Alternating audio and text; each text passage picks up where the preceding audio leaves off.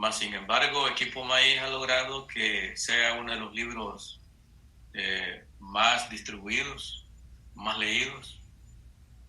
Y por cierto, está recomendado en algún momento por el Ministerio de Educación como una fuente de consulta. Eso ya nos dice bastante, de que en la medida que sistematicemos colectivamente esa memoria histórica, la vamos a ir proponiendo una parte esencial de consulta. Pero es que hay mucha gente que está fuera del país, que tiene un montón de memorias, pero no las ha escrito. Entonces, atrevámonos a escribir esa historia individual que compartida en algún momento se hace colectiva. Y ahorita puede estar pasando por momentos de quienes estamos afuera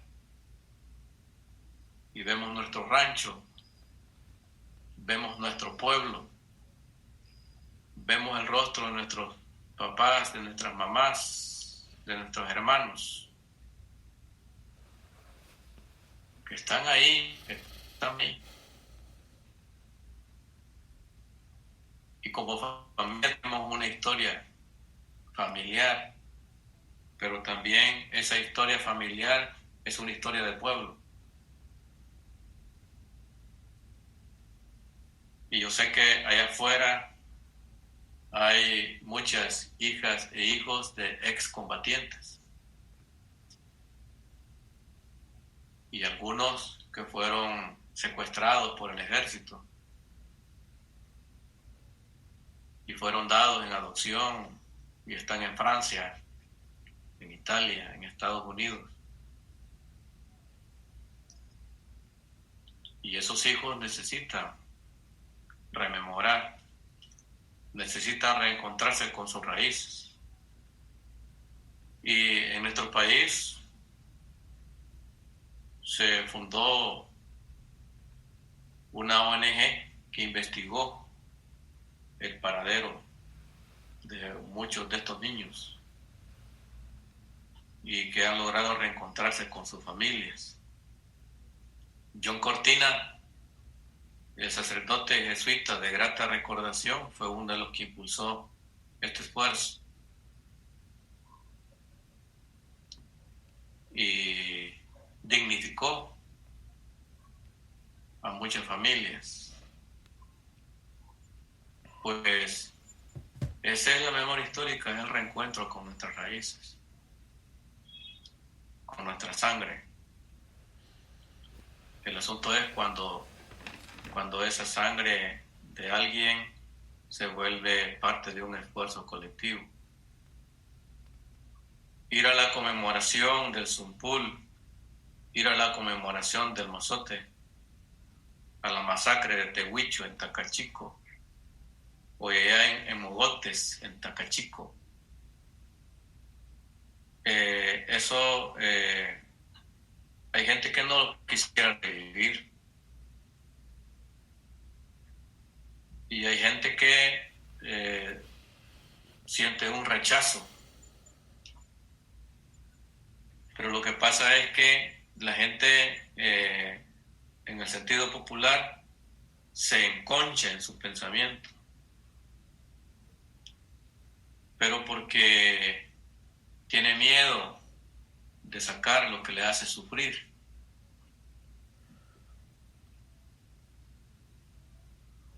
Y por eso es importante trabajar la memoria histórica en el colectivo. El colectivo te anima y te sirve como un espacio en donde podés expresar tu sentimiento, pero en donde hay seguridad que también vas a recibir un apoyo afectivo.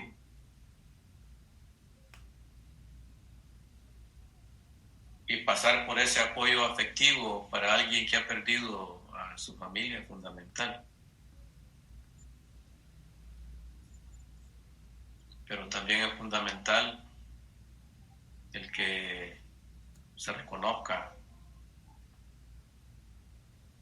de que esa persona desaparecida y caída es una víctima.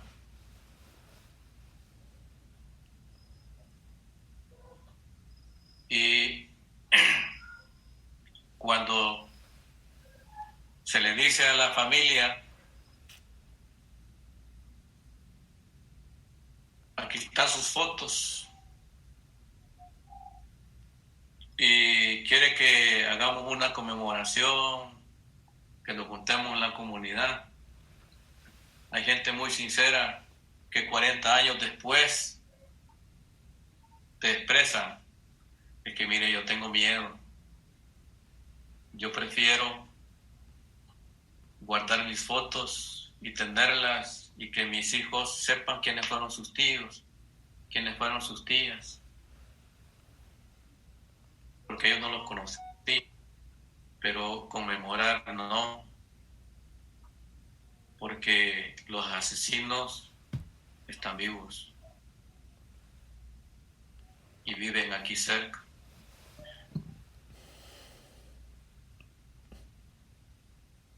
Entonces, eso es sentir, cuando la gente te dice eso, sentir como que es un retroceso y te topas con ese muro, pero hay que entender a la gente. Por eso es que cuando decimos, no, mire, es que ahí están los vencedores y los verdugos están en el poder y son diputados, son familiares de alguien que está en el poder.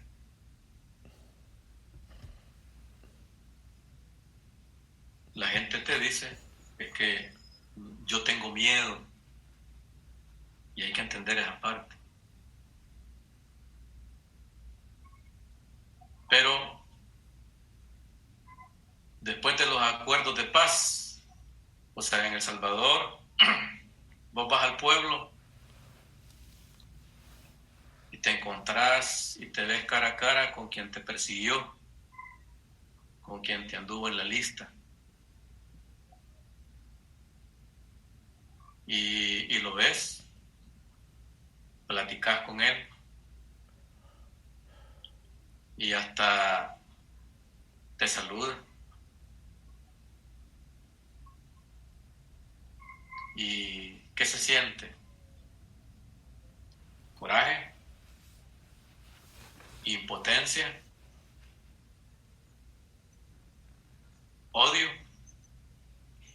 Puede pasar por ti un montón de sentimientos.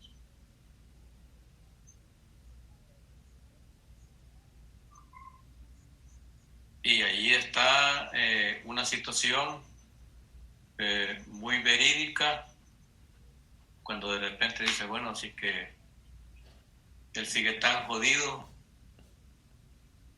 como en aquel tiempo, tan pobre como en aquel tiempo, tan desposeído como en los tiempos de la guerra. Y en el fondo esa persona se da cuenta de que quizá en aquel momento cometió un error, pero tiene miedo a enfrentarte y decirte. Y eso le pasa a un montón de víctimas cuando se encuentran cara a cara con su verdugo. ¿Sí? Y hay mamás que en los pueblos le han dicho al comandante local que sacó a su hijo, le dice, usted desapareció a mi hijo, dígame dónde está. Y esa persona le dice, no, yo soy originario de un pueblo que se llama Huizuca, del Departamento de Libertad. Y hace 12 años logramos que se hiciera un proceso de exhumación de una víctima de una masacre en un cantón que se llama El Almendro, en Huizuca. Y teníamos todo el proceso. Teníamos uno de apoyo a unos antropólogos argentinos que estaban expresamente para exhumar situaciones de guerra. 5 víctimas.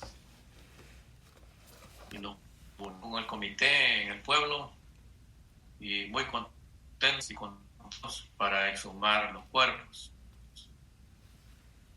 Y a 2 días de iniciar la exhumación, nos pidieron el permiso de la juez del pueblo. Y fuimos donde la juez y nos dijo, no se puede realizar la exhumación. ¿Y por qué no se puede? Pues yo no doy permiso.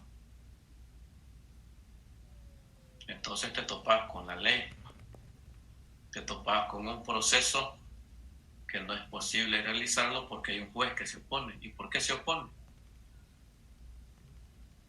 Pues se opone porque la ley de la República le manda que cuando hay una exhumación de cadáveres, inmediatamente tiene que abrir una investigación. Y abrir una investigación y reconocer victimarios que están vivos. Y también está el alcalde. Y el alcalde, en aquel momento, por ser parte del partido oficial de Arena, no convenía exhumar las víctimas.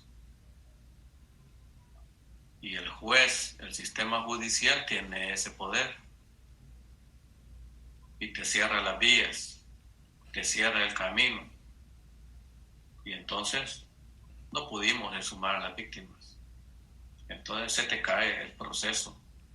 Y el familiar estaba ahí contento de que iba a realizar un proceso de luto y que iba a tener a sus familiares en un lugar más adecuado, en donde le puede llevar flores, en donde puede ir a platicar con ellos y en donde les puede decir lo mucho que les quiso y que les quiere.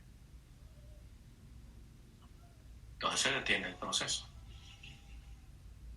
Entonces pareciera ser que es sencillo judicializar a un victimario, pero cuando te topas con esos problemas legales que están en las leyes, entonces te das cuenta de que hay mucho trecho por caminar y mucho trecho por recorrer. Entonces estos son ejemplos concretos. Un poco para responder a esa pregunta, bueno, ¿y por qué estos que están en el poder y por qué no se les captura? Pues por eso.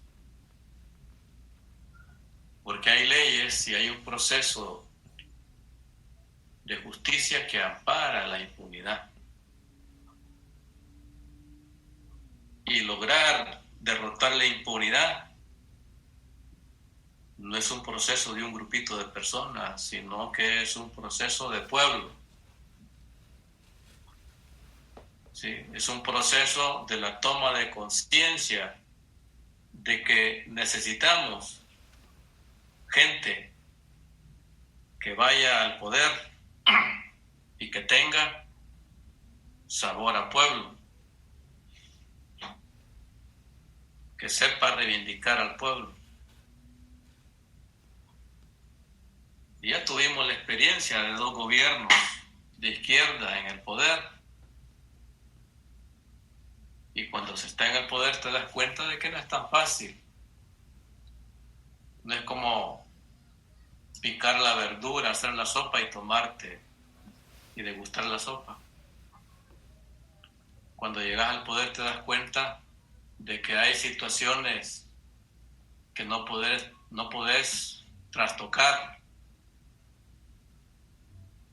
¿Sí? Y las constituciones políticas de nuestros países tienen esos artículos que no puedes mover. Entonces, para hacer una constitución política nueva, para hacer un cambio radical en el status quo, eso solo es posible a través de una revolución. ¿Sí? Y entonces hacer lo que